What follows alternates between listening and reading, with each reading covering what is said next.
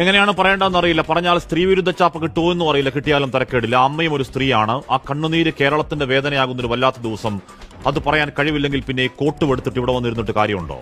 വീടിന്റെ ഉമ്മറ തകാലത്തിൽ അവസാന യാത്രയ്ക്ക് ഒരുങ്ങിക്കിടന്നവന്റെ ജന്മദിനം ഇന്നലെയായിരുന്നു. പ്രായം കേവലം 42 ഉള്ളൂ. ആ താടി കൂട്ടിക്കെട്ടി ചേതനയില്ലാത്ത മുഖത്തേക്ക് നോക്കി, മുത്തേ നിന്റെ മുഖമൊക്കെ മാറിപ്പോയല്ലോടാ മോനെ എന്ന് വേദനിക്കുന്ന ഒരു പെറ്റവയറിന്റെ വേദന കണ്ടു നിൽക്കാവതാണോ? ലോകത്തിലെ ഏറ്റവും വലിയ വേദനയുടെ പേര് അമ്മയുടെ പുത്രദുഃഖമെന്നാണ്. ദീപകിന്റെ തലക്കൽ കൊളുത്തിവെച്ച നിലവിളക്ക് പോലെ അച്ഛനും അമ്മയ്ക്കും കുടുംബത്തിനും ആ വീടിന്റെ ഒരേയൊരു വെളിച്ചം താനെയങ്ങ് കിട്ടുപോയതല്ല.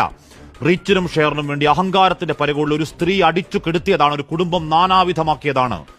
അങ്ങേയറ്റം വേദന ഉണ്ടാക്കുന്ന ഒരു ആത്മഹത്യയിലേക്ക് ചാടി വീണ് അവരുടെ രാഷ്ട്രീയവും മതവും ചികഞ്ഞ് 10 വോട്ടിനുള്ള സ്കോപ്പുണ്ടോ എന്ന് നോക്കുന്നവരുണ്ട്. ചിറുനക്കുന്ന ചെന്നായ്ക്കൾ, അത്തരക്കാരെ വിട്ടേക്ക്. ഇവിടെ പ്രശ്നം അതല്ല. അക്കാലം അത്രയും എല്ലാവരും നല്ലതു മാത്രം പറഞ്ഞൊരാൾ, രാവന്തിയോളം കഷ്ടപ്പെട്ട് അധ്വാനിച്ച് കുടുംബത്തിന് വേണ്ടി ജീവിച്ചൊരുത്തനെ സോഷ്യൽ മീഡിയ കമ്പോളത്തിന് വേണ്ടി സൈബർ ആൾക്കൂട്ടക്കൊലയിൽ തൂക്കിവിറ്റ് കഴിവേറ്റിയതാണ്. നവീൻ ബാബുവിന്റെ കാര്യത്തിൽ എപ്പോഴും പറഞ്ഞതുപോലെ മരിച്ചുപോയവർക്ക് വേണ്ടി ആഞ്ഞുവാദിക്കൽ ഉത്തരവാദിത്തമെന്ന ബോധ്യത്തിൽ മാത്രമല്ല, വീഡിയോ പലയാവർത്തി കണ്ട ബോധ്യത്തിൽ പറയുന്നു.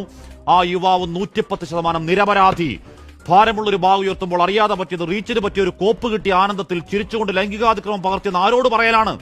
ആദ്യമിട്ടൊരു വീഡിയോ എറിച്ചില്ല, പിന്നെ ആ സ്ലോ മോഷൻ പല ആംഗിളിൽ എഡിറ്റ് ചെയ്ത് സാരോപദേശം തള്ളിക്കയറ്റിയ വീഡിയോ ഇന്നലെ അപ്പോൾ 27 ലക്ഷം പേര് കണ്ടെങ്കിൽ ഒരുത്തനെ പച്ചക്ക് വെട്ടിക്കീറി ഇറച്ചി കഷ്ണം വിൽപ്പനയ്ക്ക് വെച്ചതിന്റെ കൂലിയാണ്. കഷായം ഗ്രീഷ്മയ്ക്കും കൂടത്തായി ജോളിക്കും വേണ്ടി വാദിച്ചവർ ഇവിടെയും ഒരു ഹാഷ്ടാഗ് അവൾക്കൊപ്പം ഉണ്ടാക്കി ഇറങ്ങുന്നുണ്ട്. സ്ത്രീപക്ഷ കാപട്യങ്ങളെ നാണമുണ്ടോ? കോൾ ഔട്ട് എന്നും പറഞ്ഞ് യഥാർത്ഥ പരാതികളെയും തൊലക്കലാണ് നിങ്ങളുടെ പണി. ശരിയായ പരാതിയിൽ ആർജവത്തോട് അവൾക്കൊപ്പമാണ്. പക്ഷേ ഈ വ്യാജങ്ങളെ, സോഷ്യൽ മീഡിയ കോണ്ടന്റ് അപരാധങ്ങളെ സ്ത്രീ സമൂഹം ചെറുക്കുന്നില്ലെങ്കിൽ ഇനിയും അച്ഛനും മക്കളും ഭർത്താവും അടക്കം മച്ചകത്ത് തൂങ്ങിയാടും വേട്ടക്കിരകൾ, ആൺശവങ്ങൾ.